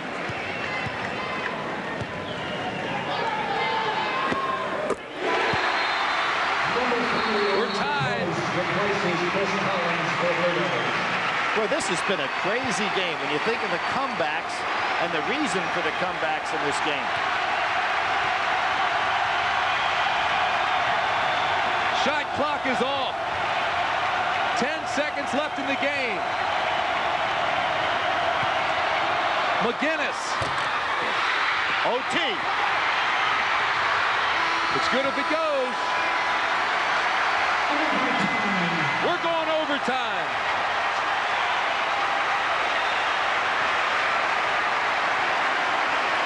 Well, Tim, I said if it got to overtime, I thought it favored Duke. Home court, much deeper club, and Wallace on the bench. We'll be back with the 5 extra minutes after this. Blue Devils looking for their first conference win of the year. Tied at 81. We're going into overtime. McGinnis tries to make the play. Had the shot. Price gets the good rebound. Did have time if that had gone, Tim, but obviously about 8 rows up in the stands. Rasheed Wallace is out of the game with 5 fouls. Eric Meek has also been eliminated from the game with 5 personal fouls. You've got 2 key players here in this overtime with 4 fouls. Newton, who took the place of Meek, and Stackhouse, who jumped center in this situation. He'll jump it again. Talk about versatility. Jerry Stackhouse listed at 6'5". I don't know if he's that. Going up against Cherokee Park, 6'10". You saw out of the 5 extra games, overtime games, 5 extra period games, Duke has won 3 of those. That was a terrible toss. The ball was thrown actually backwards. This is Parks.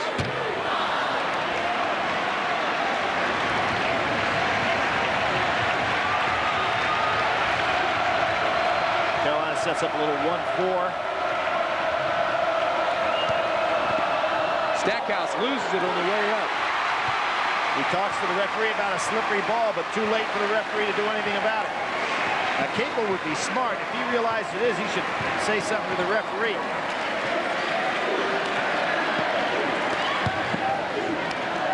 Nice defense by Zwicker. Yep. And a smart play by Parks not to go ahead and try to get a bad shot off. Shot clock at 10 now for Duke. Here's where you definitely don't want to foul. Capel, tough shot. Rebound by Zwicker.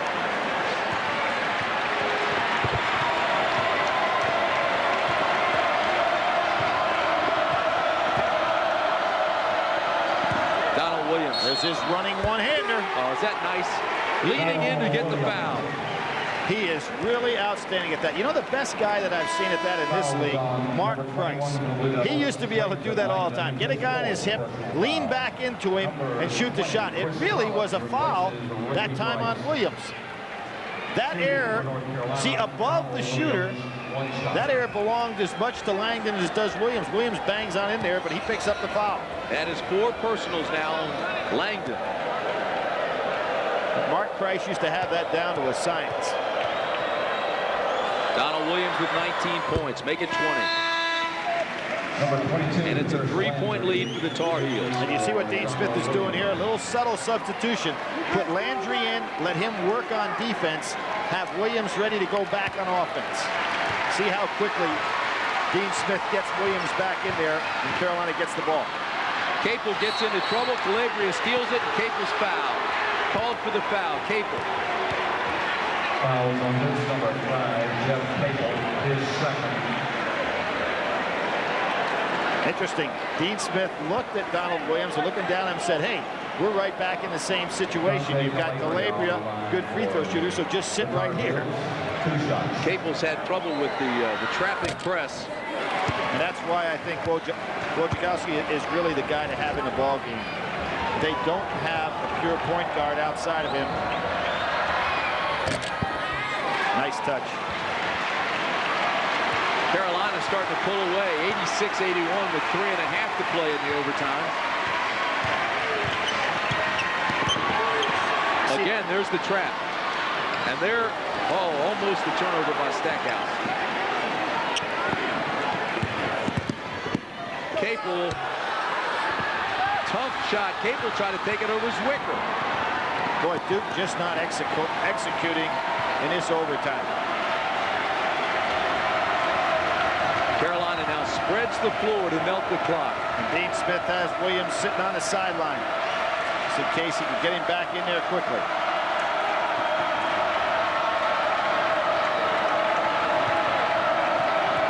.250 to play in the game. The shot clock at 10.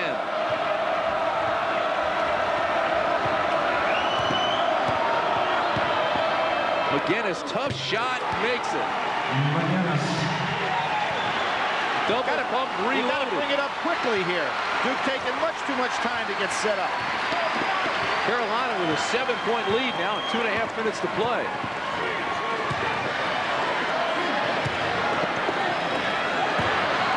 Boy, Duke really wouldn't be bad even to take a timeout. They're really out of sync. Here's Collins. Really out of sync, Tim. You know, that might do it. Got 2 minutes to play. It's a 7-point lead. Carolina's going to spread the floor. Well, after what I've seen tonight with the comebacks by both teams at various times, I'm not going to make any prediction. But Duke definitely has to go out and put pressure on them. I mean, Carolina really playing with 6 men right now. 5 on the floor plus the clock. Terrific job in overtime of execution by the Tar Heels. Shot clock down to 6, so Carolina's going to go. 2 on the shot clock. Stackhouse. That ball game there. Used every second. 9-point lead. Duke still hasn't called a timeout to get themselves organized. That'll help. There's one. Parks for 3, and there's your timeout with 1:24 left.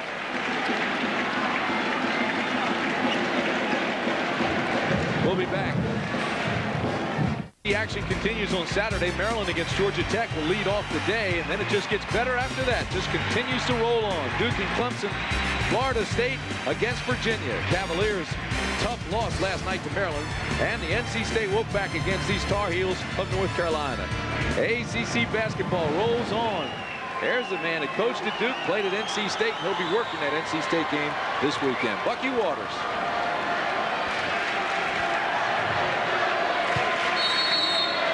.124 to play, 90-84 Tar Heels. Who's another guy that played at NC State and coached at Duke? Does anything ring a bell to you? Played at NC State, coached at Duke. Vic Bubas. Who would ever forget, huh? One of the great coaches that's ever been in this league or in the country, for that matter. A tremendous 10-year run here at this school.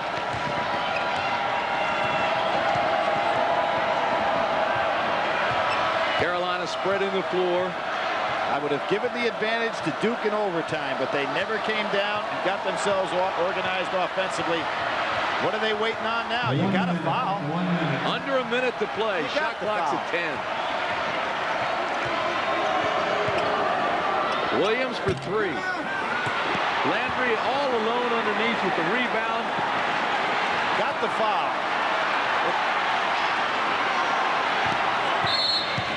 Parks fouls Landry. And about 14 seconds went off the clock, Tim, during that period of time.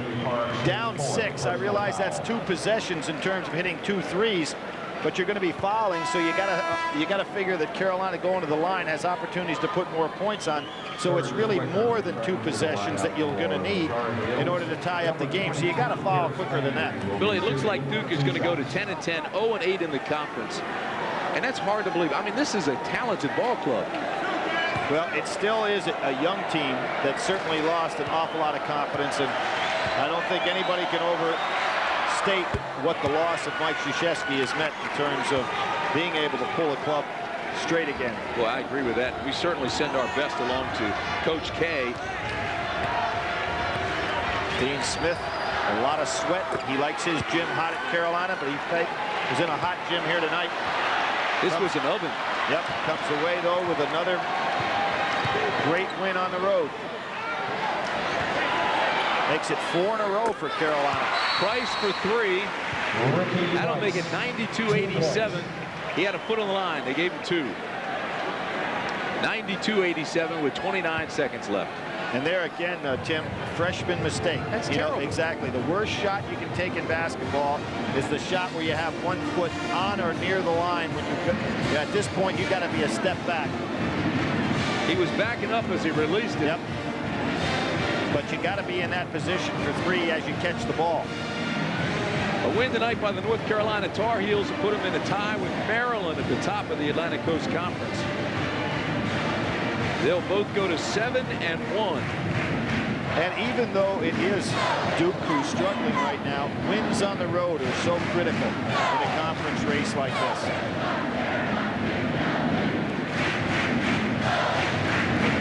But these fans give them some credit. They've stayed right with it the whole game.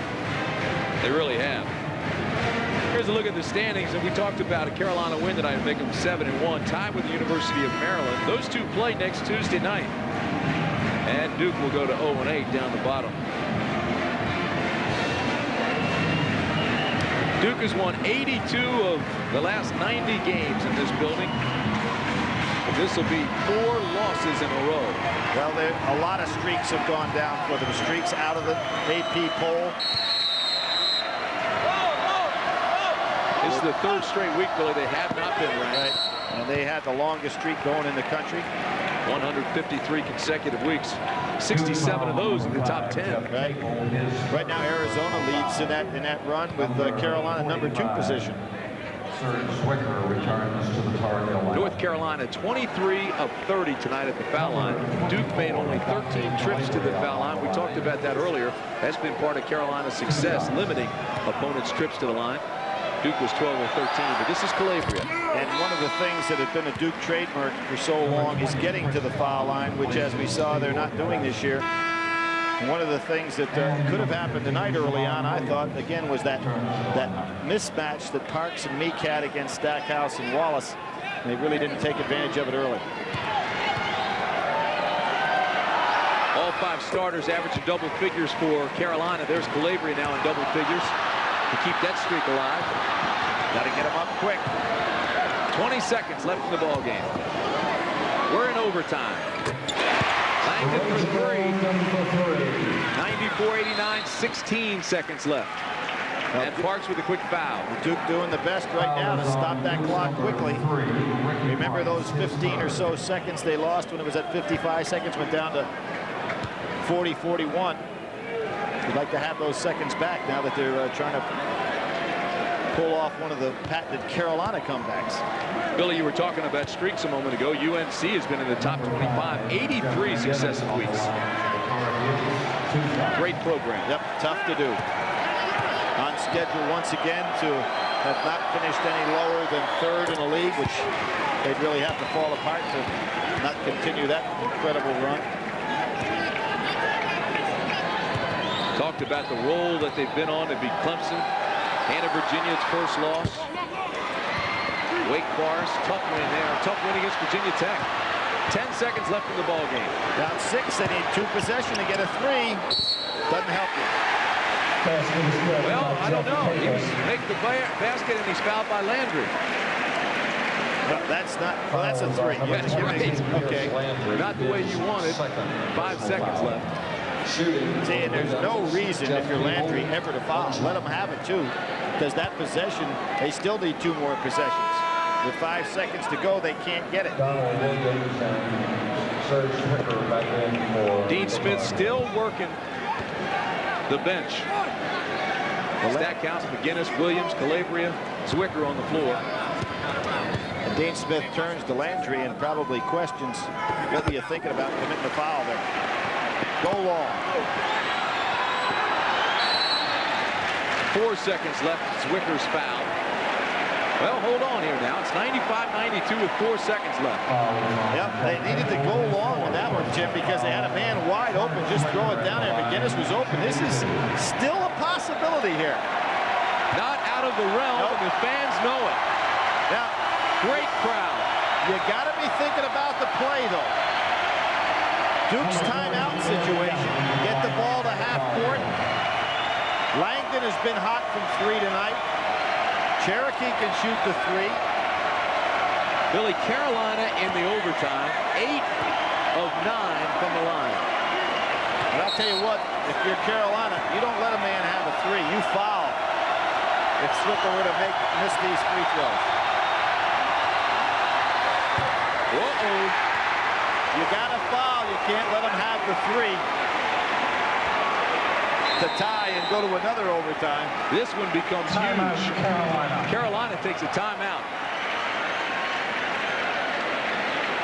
Duke doesn't have any timeouts left. Carolina still has 1. 4 seconds remain. You know what? I think that timeout right there helped Duke an awful lot, because, you know, they have to set up something special.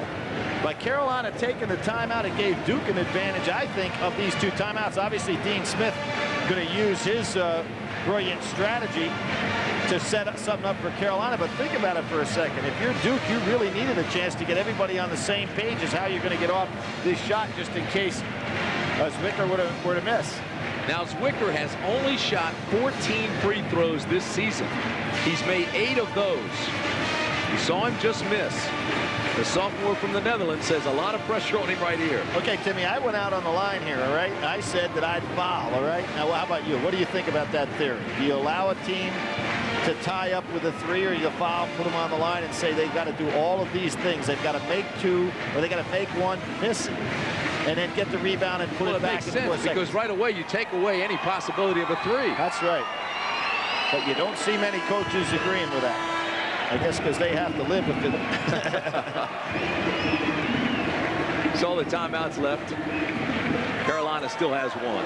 And Dean Smith, let's see if he guards the man taking the ball out of bounds. Probably not. No, I don't think so. As a matter of fact, he's already put Stackhouse and Glaber at the other end. Number 15, Shamon Williams is back in for the Tar Heels. Ed Geth will be by himself, I believe. Well, they had 6 men on the floor. That would have really been something. How about a technical foul? McGinnis ran off the floor. He didn't realize he'd been substituted for. This is it.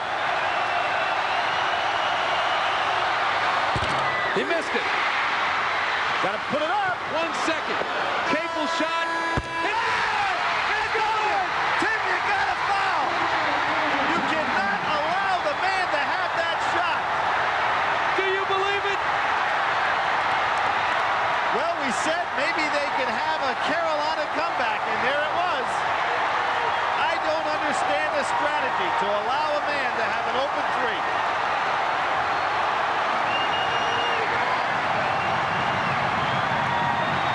Now we've got a fight up in the stands. Phil Ford up in the stands. Somebody must have thrown something at the Carolina people. Of course, you don't have much of a following when you come in on the road. But here's the miss. See, right here, you go ahead and foul him on the dribble. Instead, he gets a wide open look at a three, releases all net. And I had given this game away. Likewise. Nobody even there to get in the face. Wow.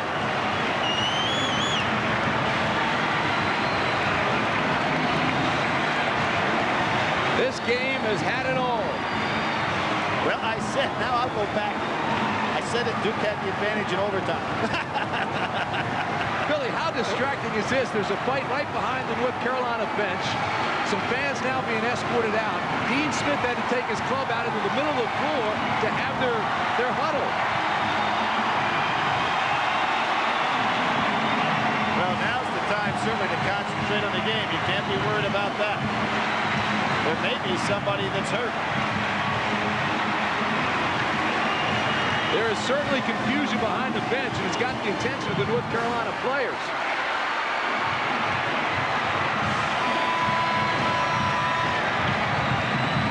And what a ball game. It really is incredible, the number of comebacks and the strange comebacks in this game.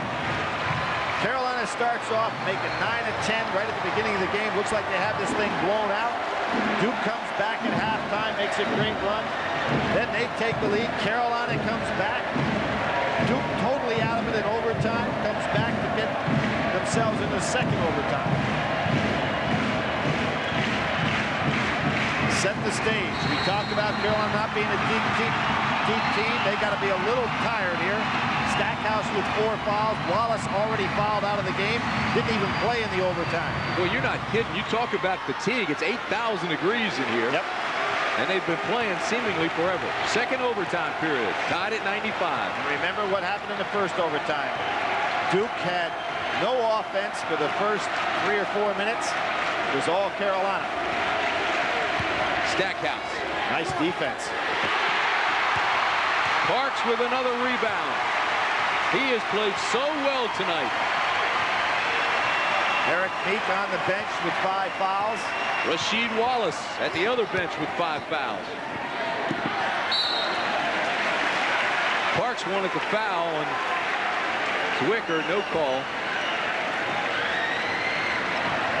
Really a test of wills now the rest of the way, because both of these clubs got to be worn out.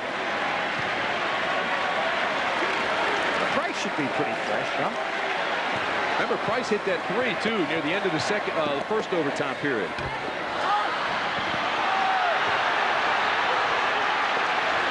A couple of big rebounds by Zwicker. Of course, he missed those free throws. Could have sealed the game.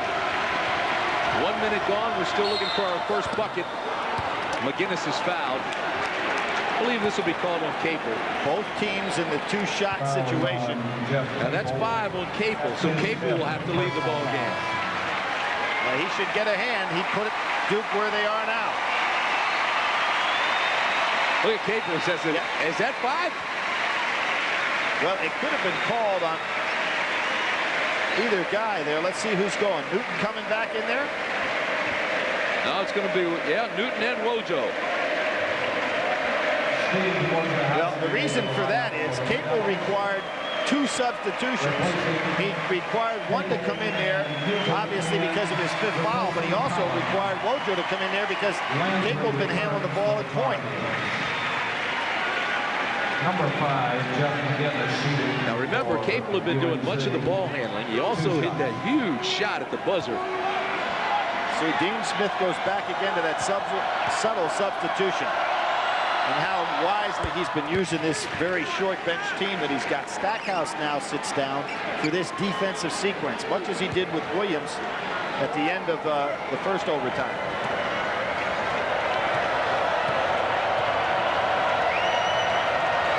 And the sophomore from Charlotte misses the second one.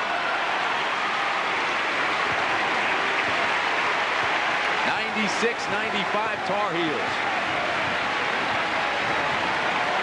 Little box set here for Duke. Tim Brandt and Billy Packer with you in the second overtime in Durham. Just as Duke started the first overtime, at least in this overtime, their offensive set has looked solid. Getting decent shots, just not getting them to fall.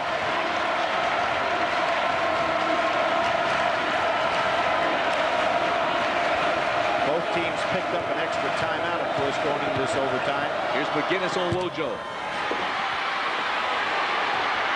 Look at Calabria at 6'4", getting an offensive board. Boy, that's great hustle there. Sure was. Went through 3 Duke players. 3 minutes to play. Spicker doing a pretty nice job getting his hands on some balls. He's not catching them, but he's keeping them alive. Remember that tap out he had in the, I guess that was in the regulation. Billy, now Carolina spreads the floor again. They'll use a lot of the clock. Well, they don't have Stackhouse in the game, you know, so that they want that clock working for him here. Williams looks up and sees it at 7. He's got to go. Good job by Langdon. He got pushed off. Oh, Donald Williams. He makes big baskets. He's got 22 points tonight. Important possession here for Duke. They've got to get off a good shot.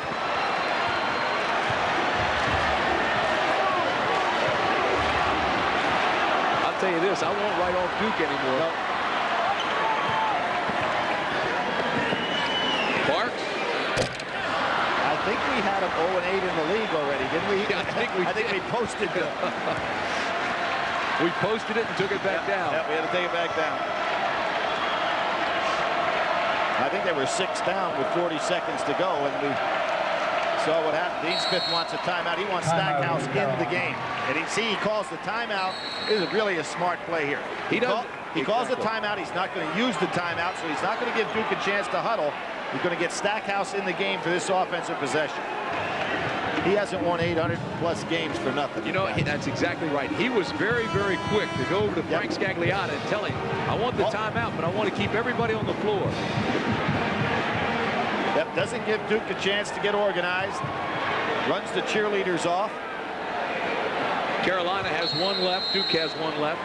But what really happened there is that Dean Smith was able to get Stackhouse rested for a good 2 or 3 possessions back out on the floor.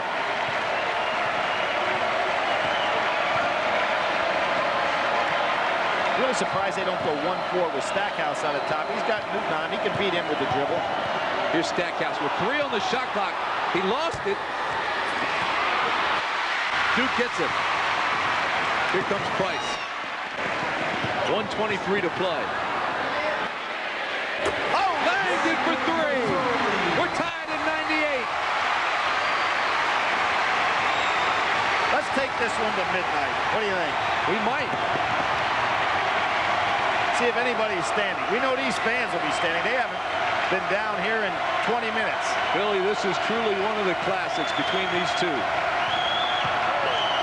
Williams off balance. Oh. Incredible shooting.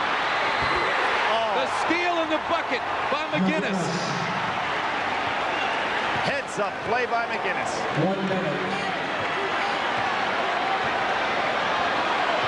He's asking Dean Smith, what's the defense you want, coach? Price. They're in a flow now. This is, you know, they're much more comfortable. You know, McGinnis was playing defense down the other end and was pointing at the scoreboard because they didn't put up his bucket. It happened so quickly. Now it's up. 102-100, Carolina. 25 seconds left. They want a foul here. Play solid defense. You get it back once.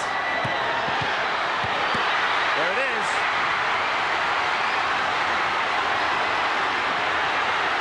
Oh, 9 seconds left. I don't think he realized there's not that enough time for a play. Wojo. And that's it. Freshman didn't realize there wasn't time to set up offense. Every player exhausted, Tim. They've given it all, both teams. And embraces for both teams. 102-100. Well, it shows you what kind of league this is. Number 1 team tied for first place plays the team on the bottom and takes it to this kind of ball game. Great show. Great show indeed. So North Carolina does go to 17-1, 7-1 in the conference. The Blue Devils go to 10-10, 0-8. Double overtime. For Billy Packer, I'm Tim Brandt. You've been watching exclusive coverage of ACC basketball on the Raycom and Jefferson Pilot Sports Network. Good night, everybody.